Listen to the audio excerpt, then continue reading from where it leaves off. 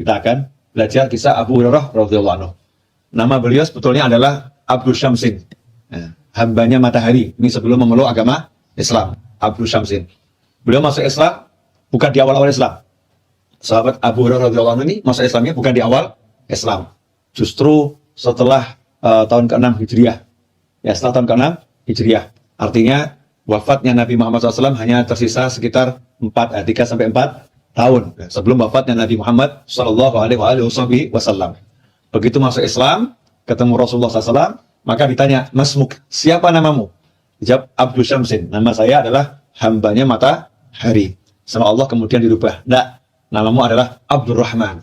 Namamu adalah Abdurrahman, hambanya Allah yang maha penyayang. Maka sejak hari itu, Sayyidina Abu Hurairah namanya berubah, radhiyallahu anhu. Dari Abdul Syamsin menjadi Abdurrahman. Tetapi nama beliau Abdurrahman bin Sakhr ini justru tenggelam atau jarang disebut. Kenapa? Karena sejak kecil Abu Hurairah itu punya kucing. Ya, punya kucing dan sangat cinta dengan kucingnya. Jadi kemana-mana bawa kucing. Jadi kalau Anda nanti pergi ke pet pet shop gitu kan, berarti Anda ini termasuk peniru Abu Hurairah. Nah, boleh ada teladannya ya. Nah, tapi kucingnya yang cantik. Ya, kucingnya ya, yang cakep, yang lucu. Dibawa kemana-mana. Nah, ketika melihat Abu Hurairah ini bawa kucing kemana-mana dan temannya juga manggil nih Abu Hurairah, maka Rasulullah kalau manggil juga, ya Abahir, wahai pecintaku kucing, bapaknya kucing ya, pecinta kucing. Nah, Abu Hurairah lebih suka dipanggil dengan Abu Hurairah ketimbang Abdurrahman. Maka ditanya, kenapa kamu suka dipanggil Abu Hurairah tidak dengan Abdurrahman? Beliau menjawab, karena Habibi Muhammad SAW, karena kekasihku Muhammad SAW, kalau manggil aku dengan panggilan bapaknya kucing, pecinta kucing, Abu Hurairah. Aku lebih suka sebutan yang digunakan kasihku manggil aku daripada nama yang dipakai, yang diberikan. Ini karena cintanya kepada Nabi Muhammad SAW. Nah, kalau kita dipanggil bapaknya kucing atau pecinta kucing kan kurang demen, kurang suka ya. Nama saya cakep, pakai nama saya. Nama yang diberikan oleh Rasulullah SAW dan bagus itu Abdurrahman sama Abu Hurairah tidak dimunculkan, tapi julukan yang diberikan oleh Nabi SAW justru dimunculkan karena ini yang sering dipakai oleh Rasulullah SAW ketika manggil Abu Hurairah. Di sini ada pelajaran kita manggil seseorang dengan julukannya, meskipun julukannya itu kurang indah dibanding namanya. Kalau orangnya ridho, orangnya suka, maka itu tidak apa-apa. Ya, tidak apa-apa. Tapi kalau orang nggak suka, jangan. Nanti kita berjulukan orangnya si pincang, jangan. Ya, karena orangnya pincang dipanggil si pincang, rambutnya kriwil dipanggil kriwil gitu ya. Jangan gitu. Ya, kecuali orangnya suka. Ya, kecuali orangnya suka, panggil saya kriwil, dia suka gitu ya. Tidak jadi masalah. Kalau nggak suka, jangan. Nah, ini Abu Hurairah radhiyallahu anhu, beliau termasuk sahabat yang menghafal hadis terbanyak. Kurang lebih 1.600 hadis beliau hafalkan. Ya, padahal beliau masuk Islam di akhir Islam. Kenapa? Karena sepanjang hidupnya Nabi Muhammad SAW, Abu Hurairah itu belum menikah. Jadi ketika Rasulullah masih hidup, Sayyidina Abu Hurairah belum menikah. Menikah setelah wafatnya Nabi Muhammad SAW. Jadi tidak punya istri, belum punya anak. Punya ibu yang udah tua renta. Ya, tinggal dengan ibunya. Abu Hurairah minta ibunya masuk Islam, tapi ibunya nggak mau masuk Islam. Berkali-kali didakwahi, diajak, ayo bu masuk Islam. Ayo bu masuk Islam. Karena beliau sangat cinta kepada ibunya. Tapi ibunya berulang kali menolak. Suatu ketika ibunya emosi dan mengeluarkan kalimat yang nggak pantas, yang menodai Nabi Muhammad SAW. Dari kalimat yang menghina Rasulullah SAW. Abu Hurairah nangis. Ya nangis karena kok ibu saya mencaci Nabi Muhammad SAW. Maka beliau pun datang kepada Rasulullah SAW.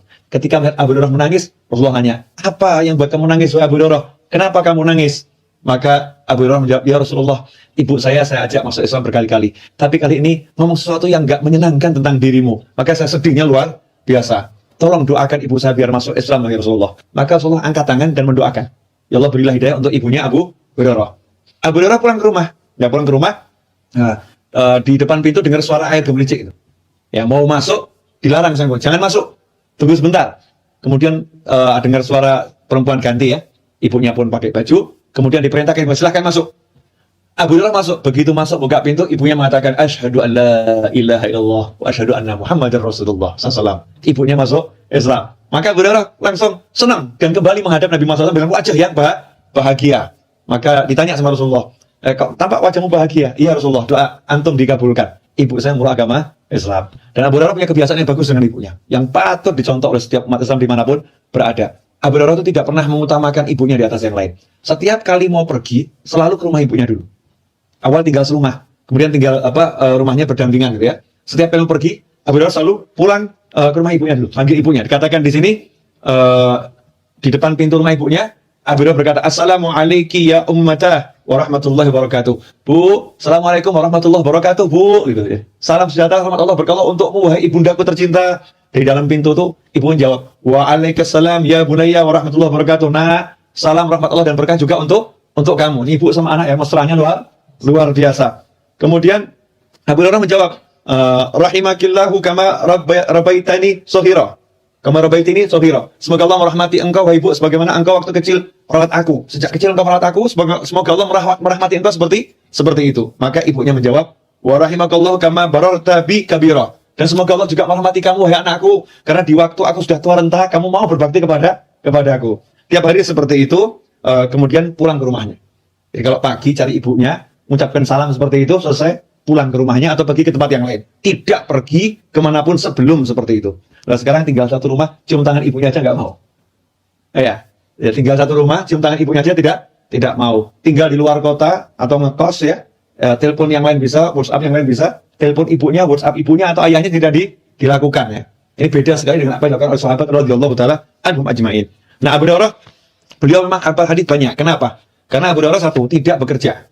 Ya tidak bekerja, hidupnya bersama Nabi Muhammad SAW. Kemarin Rasulullah pergi, Abu Hurairah ikut, makanya dengarnya lebih banyak. Kemudian yang kedua, dapat doa dari Nabi SAW, agar apa yang didengar tidak lupa. Makanya beliau punya ingatan yang luar biasa. Kemudian Abu Hurairah yang ketiga tidak berkeluarga. Semasa hidupnya Rasulullah tidak berkeluarga, jadi fokusnya itu tidak terganggu.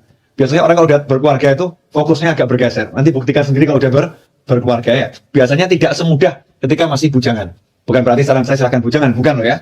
Nah, enggak. Cuman memang orang kalau cari ilmu itu, kalau masih pernah jomblo, biasanya bisa lebih fokus ya. Tapi ada ulama mengatakan kalau udah menikah semakin fokus. Nah, ada yang mengatakan juga seperti itu. Nah, Abu Hurairah berdoa di Rasulullah SAW agar apa yang didengar itu menjadi dihafal. Maka beliau sekali mendengar langsung bisa hafal. Ini salah satu keistimewaan yang dimiliki oleh Sayyidina Abu Hurairah radhiyallahu taala anhu.